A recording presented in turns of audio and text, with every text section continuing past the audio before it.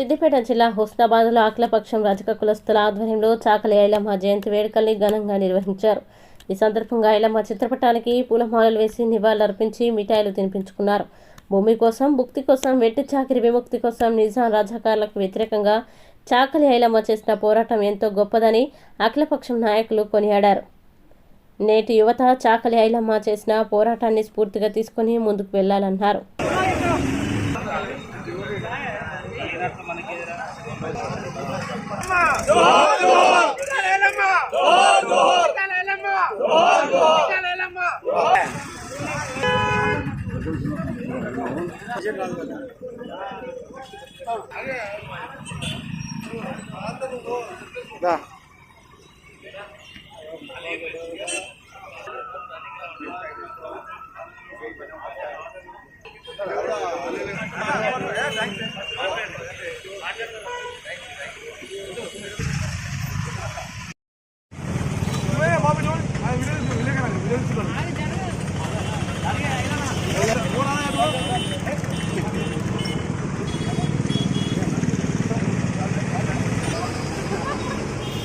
जोहार जोहार ये बाड़ी पड़ल ले हाथ जोहार जिटालेलम्मा जोहार जोहार जिटालेलम्मा जोहार जोहार जिटालेलम्मा जोहार जोहार जिटालेलम्मा वाला कोड अरे अनिरा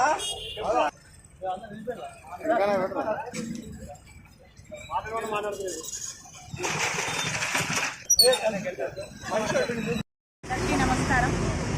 ఈరోజు హుస్నాబాద్ పట్టణంలో మడేలేశ్వరయ్య దళిత సంఘం ఆధ్వర్యంలో జరుగుతున్న చాకలి ఐలమ్మ ఐలమ్మ గారి జయంతి ఉత్సవాలను ఇంత ఘనంగా చేయడం మరి ఆనాటి పోరాట యోధురాలు తన భూమికంటూ ఒక ముందడుగు వేసి ఆ తెలంగాణ ఉద్యమంలో కీలక పాత్ర పోషించిన చిట్యాల ఐలమ్మ గారిని మనం గొప్పగా మన జాతికి చెప్పుకోవాల్సిన అవసరం ఎంతైనా ఉన్నది.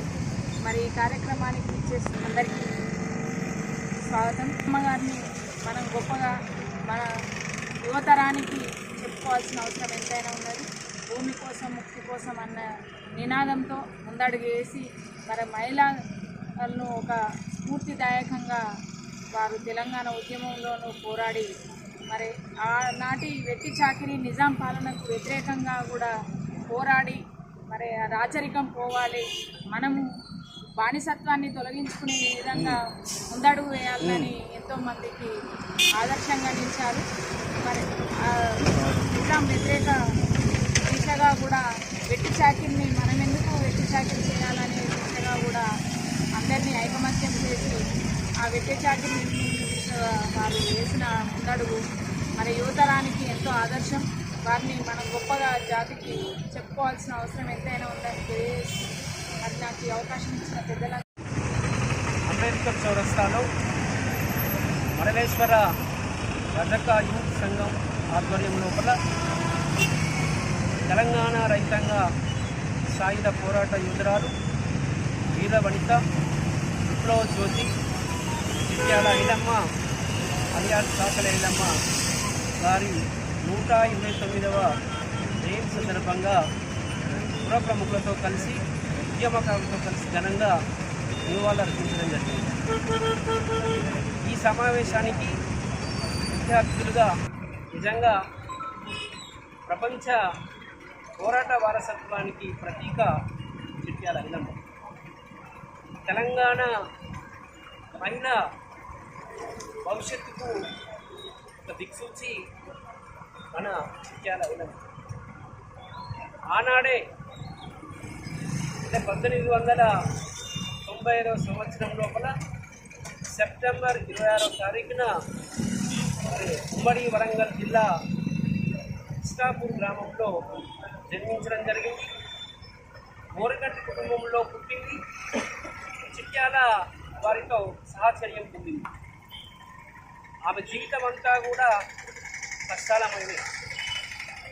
ఆమె చరిత్ర అంతా పోరాటాలు.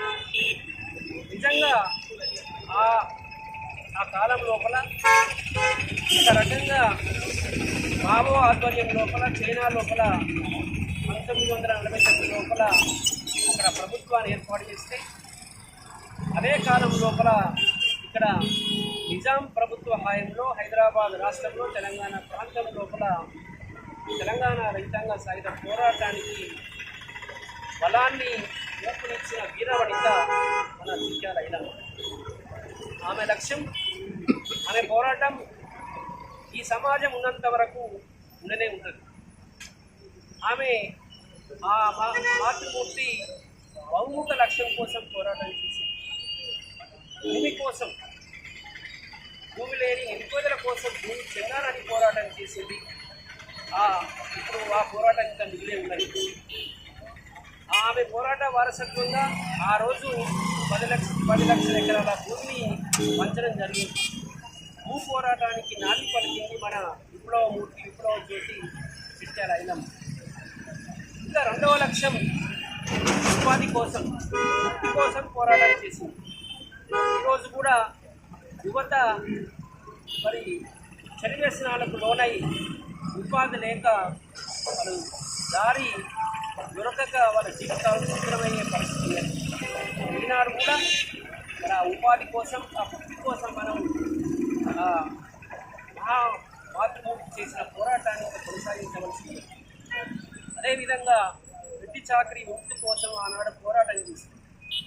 పోరాటం చేసి ఏ దొర అయితే ఇబ్బంది పెట్టిందో, ఏ దొర అయితే తెలంగాణ రైతాంగ సాయుధ పోరాటాన్ని మరి చిత్రం చేయాలని చూసిందో, ఆపువేయాలని చూసిందో, ఆ దొర గడిలో కూడా గడ్డి ములవద్దని, ఈ భూమి నాదే, ఈ పంట నాదే అని పోరాటం చేసిన మహనీయురాలు చిట్యాల ఐలమ్మ. ఈరోజు కూడా ఇంకొక రూపంలో ఆ రోజు యువత సంస్కృతి పోరాటం చేసి ఈరోజు కూడా మరి మనం పని దినాలు 8 గంటలు పని చేయాలి, కానీ 8 గంటల కన్నా ఎక్కువ చేసే సంస్కృతి ఇప్పుడు కొనసాగుతున్నది. అంటే వెట్టి చాకరీ ఇంకా వేరే రూపాల్లో కూడా కొనసాగుతున్నది. ఆమె అంటే మిగిల్చిన మన పోరాటం కూడా మనం ఆ వెట్టి చాకరీకి వ్యతిరేకంగా మనం పోరాటం చేయాల్సిన సందర్భం ఉంది. ఏ రోజు కూడా ఆనాటి ప్రభుత్వాలు ఇంత పోరాటం చేసినా ఆమె భక్తం కోల్పోయింది. కుటుంబం లోపల ఆమె పెద్ద కొడుకులు ఓడిపోయింది. అలా కుటుంబం ఉన్నది. ఏ రోజు కూడా ఆమెకు స్వాతంత్ర పెన్షన్ రాలేదు. ఆమె కుటుంబాన్ని పట్టించుకోలేదు. కానీ ఈ రోజు వచ్చిన ఈ ప్రభుత్వం వచ్చిన అక్షగా ఆ కుటుంబాన్ని పట్టించుకున్నది. తర్వాత ఆమె చరిత్రలో బయటికి తీసింది. తర్వాత ఒక మహిళా యూనివర్సిటీ, కోటిలోని మహిళా యూనివర్సిటీ మరి విద్యాలయంలో పేరు పెట్టి ఆమె నిరక్షరాస్యులు అయినప్పటికీ కూడా అక్షరాయుధంగా ఆమె స్వాగతం పలుకుతుంది ఈ ప్రభుత్వం. అందుకే ఈ ప్రభుత్వానికి ప్రత్యేకంగా కృతజ్ఞతలు తెలియజేస్తున్నాం. అదేవిధంగా చిట్యాల ఐలమ్మ మునిమనవరాలు చిట్యాల శ్వేతమ్మకు మరి మహిళా కమిషన్ లోపల చోటు కల్పించి ప్రజల భాగస్వామ్యాన్ని, ఉద్యమకారుల భాగస్వామ్యాన్ని కల్పించి మరి ఆమె లక్ష్యాన్ని 3 లక్షలను భూమి లేని నిరుపేదలకు పంచాలి, అదేవిధంగా యువతకు ఉపాధి కల్పించాలి, అదేవిధంగా వెట్టి చాకరీ వృత్తిని మనం అది నిర్మూలన చేయాలనే ఉద్దేశంతో ఈ ప్రభుత్వం కూడా కంకణం కట్టుకున్నందుకు ప్రత్యేకంగా కృతజ్ఞతలు చేస్తూ ఈనాటి యువత కూడా మరి ఆమె లక్ష్యం కోసం, ఆమె ఆశయం కోసం ముందుకు పోయేటప్పుడు పోరాటం కొనసాగిస్తున్నట్టే ఆమెకు